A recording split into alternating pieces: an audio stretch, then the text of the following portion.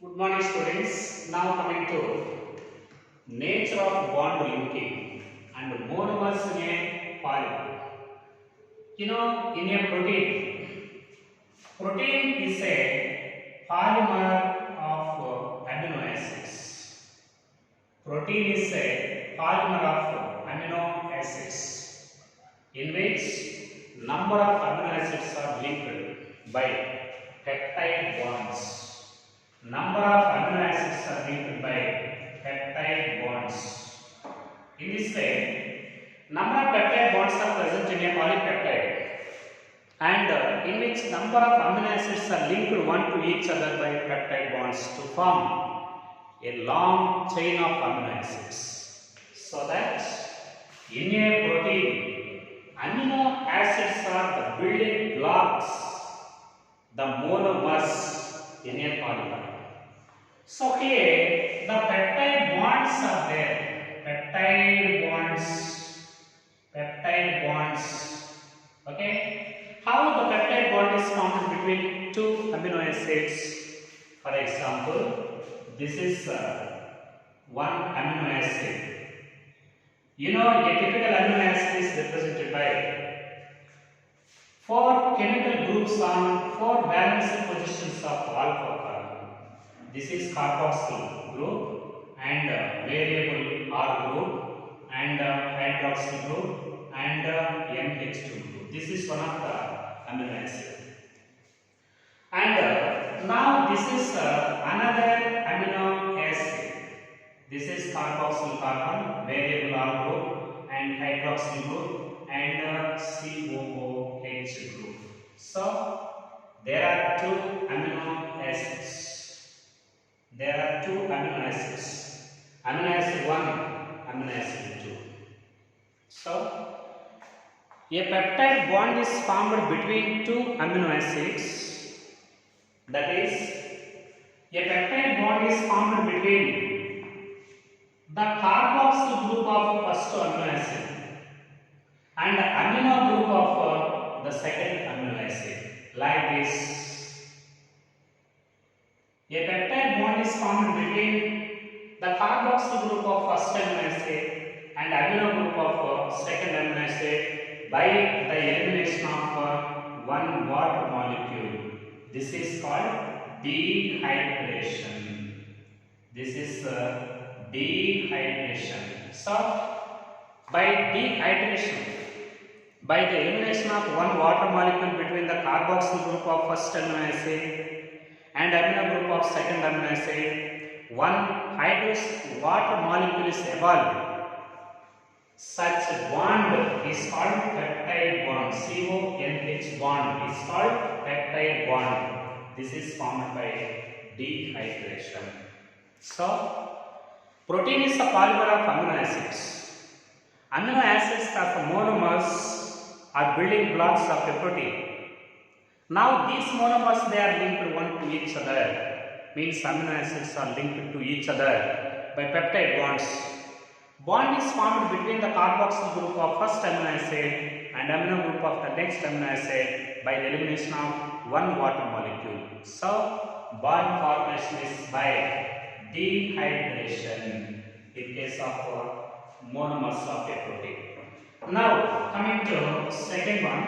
In a polysaccharide, in one polysaccharide, monomers of this polysaccharides, monosaccharides. Okay, the building blocks and the monomers of any polysaccharide, they are called monosaccharides. Here, these monosaccharides, they are linked by glycosidic bonds. Which bonds are present in the monosaccharides of a polysaccharide?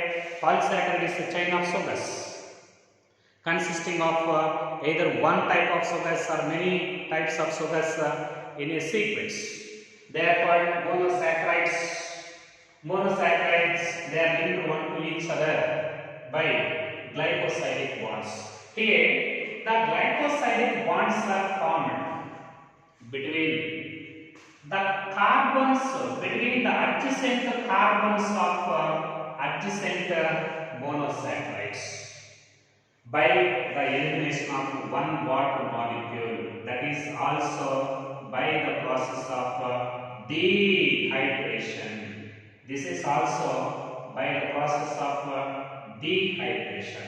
So, by the elimination of one water molecule between the carbons of adjacent monosaccharides, by the elimination of one water molecule between the carbons of adjacent monosaccharides, between the carbon atoms of two adjacent monosaccharides, one water molecule is evolved and glycosidic bond is formed. This glycosidic bond, they holds all the monopolysaccharides are holds together by these glycosidic bonds. So both peptide bonds and the glycosidic bonds, they are formed by the process of dehydration by the elimination of water molecule. But peptide bond is formed between the carboxyl group of one amino acid and amino group of the second amino acid. But glycosidic bond is formed between two carbon atoms of adjacent two monosaccharides. Now coming to another point. For example, in a nucleotides, in a nucleic acids, in any nucleic acid like DNA and RNA, nucleic acids like DNA and RNA, there the polymers of nucleotides, polymers of nucleotides. Even nucleotide is represented by three chemical compounds. One nucleotide, for example, this is a nucleotide. It is represented by three chemical compounds: nitrosin base, okay, and phosphate and sugar. Nitrosin base, phosphate and sugar. The combination of these three chemicals, that is considered as nucleotide. Such nucleotides are the building blocks, units and monomers of polymers of nucleic acids, DNA and RNA. So, for example, this is the sugar present in nucleotide. This is sugar, and this is also another sugar. This is sugar. So, the bond present between phosphate and sugar, that is called ester bond. This is called ester bond. So phosphate in a nucleotide, phosphate is linked with the sugar of one nucleotide. For example, this is a nucleotide consisting of guanine. This is a nucleotide consisting of guanine. This is a nucleotide consisting of adenine. Association of nitrosin base, sugar and phosphate. This is called nucleotide. Okay, so the bond present between nitrosin base and sugar, this is called glycosidic bond. Glycosidic bond is present between nitrosin base and sugar. Okay, but the bond present between the phosphate and the sugar, this is called ester bond. This is the bond present between phosphate and sugar. Bonds between nitrosin base and sugar is called glycosidic bond, just like in polysaccharides.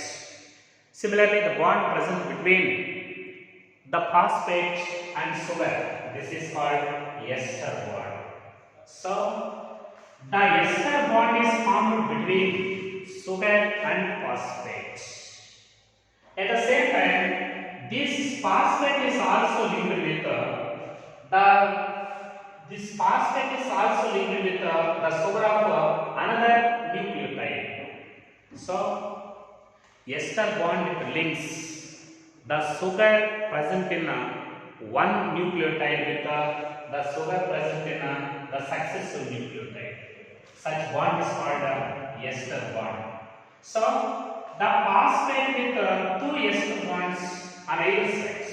For example, this is phosphate. This phosphate linked with sugar of one amino acid, one sugar of one nucleotide. On other side, it is also linked with the sugar of another nucleotide. So, the phosphate with two ester bonds on either sides, that is called phosphodiester bond. This is called phosphodiester bond. Phosphate with two ester bonds on either sides, which links the sugars of two different nucleotides. Phosphate with two ester bonds, which links the sugars of two different nucleotides, that is called phosphodiester bond. So, this phosphate links with one sugar at a 3' carbon. On another side, it is also links with another sugar of another nucleotide at a 5' ratio. Very, very important. Phosphate links with the sugar of phosphate links with the 3' sugar of one nucleotide on one side, and links with a 5' carbon of another sugar of another nucleotide. Such two ester bonds, phosphate with two ester bonds on either sides, that links with two different sugars of two different nucleotides. That is called phosphodiester bond. In this way, in nucleotides, three different types of bonds are present in nucleotides, in nucleic acids. One type of bond is called glycosidic bond, present between nitrous base and sugar. Second type of bonds are ester bonds, present between phosphate and sugar. Third type of bonds are phosphodiester bonds, present on either is the existence of two ester bonds on either sides. That is called phosphodiester bond. Now coming to another point, DNA structure. DNA structure. Students, one of the best example for secondary structure of nucleic acid. Secondary structure. One of the best example for the secondary structure of nucleic acid, DNA. This is called double helix structure. Very, very important. Double helix structure. Double helix structure of DNA. It is one of the best example for secondary structure of nucleic acids. This secondary structure, double helix structure of DNA, was proposed by Watson and Crick. Scientist Watson and Crick proposed double helix structure of DNA molecule. Is one of the best example for secondary structure of nucleic acid, double helical model proposed by Watson and Crick. According to this Watson-Crick double helix model of DNA, it is represented by two strands of polynucleotides. Two strands. This double helix structure is represented by two strands of polynucleotides. These two strands, they show opposite polarity to each other. Opposite polarity is found in these two strands. What is opposite polarity? One strand, it is from 5' to 3' region in downward direction, and other one is 5' to 3' region in upward direction. So that there are two strands of polynucleotides in DNA. Two strands, they are arranged opposite polarity to each other, and this opposite polarity means 5' to 3' in downward direction one strand, and 5' to 3' in upward direction this next strand. Both strands, they held to each other by number of nitrogen base pairs. Nitrogen base pairs. Both strands are held to each other by number of nitrogen base pairs. And this polynucleotide strand is represented by phosphate, sugar, phosphate backbone. Phosphate, sugar, phosphate backbone. So, nucleotide strand, it is represented by alternation of phosphate to sugar, alternation in chains that constitute a backbone of DNA. Now, these two polynucleotide strands, they held to each other by number of nitrogen base pairs, and these nitrogen base pairs, they are more or less